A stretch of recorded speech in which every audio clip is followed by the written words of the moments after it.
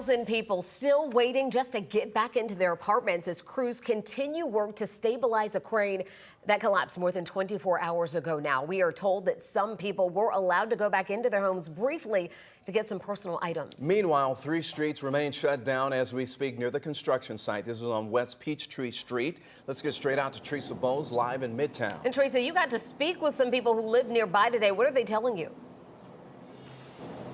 Well, a few of those tenants are staying at a nearby hotel, and when I went in the lobby and was talking with them, they still have unanswered questions about what happens next.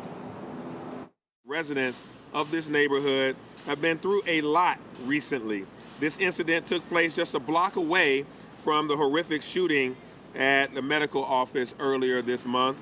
Atlanta Fire Chief Rod Smith says residents from 1,000 apartment units near the 1,000 block of West Peachtree have been displaced. Another crane has been brought in to dismantle the first, and OSHA is investigating. Our technical crews remain on the scene in a defensive posture, assisting the construction crews and the engineers with determining the best way to neutralize the crane. We will be in this posture until we neutralize that crane. Neutralizing means dismantling the crane. All the while, residents were trying to find a place to go. Mayor Andre Dickens says Red Cross stepped in, and Atlanta Parks and Recs opened a recreation center for emergency shelters for displaced residents, but that has since closed. The Red Cross opened their shelter as well and offered food. However, residents of 10 Zone West Apartment says all they have been offered from their building's management are reduced hotel rates of $100 a day. If I didn't have somewhere to go, I probably would be a little more concerned and hoping that there were more options or at least more information they could give us. Residents say they already pay thousands of dollars in rent. Brianna Statesman says she was home when the collapse happened. She heard a loud explosion and couldn't believe what she saw. Tenants were allowed to go back to their units for about an hour, but no word on when they'll be allowed back to live there. Friday might be the earliest we get in, and it would be crazy for us to pay 4 weeks worth of rent if we weren't allowed to stay in our apartments.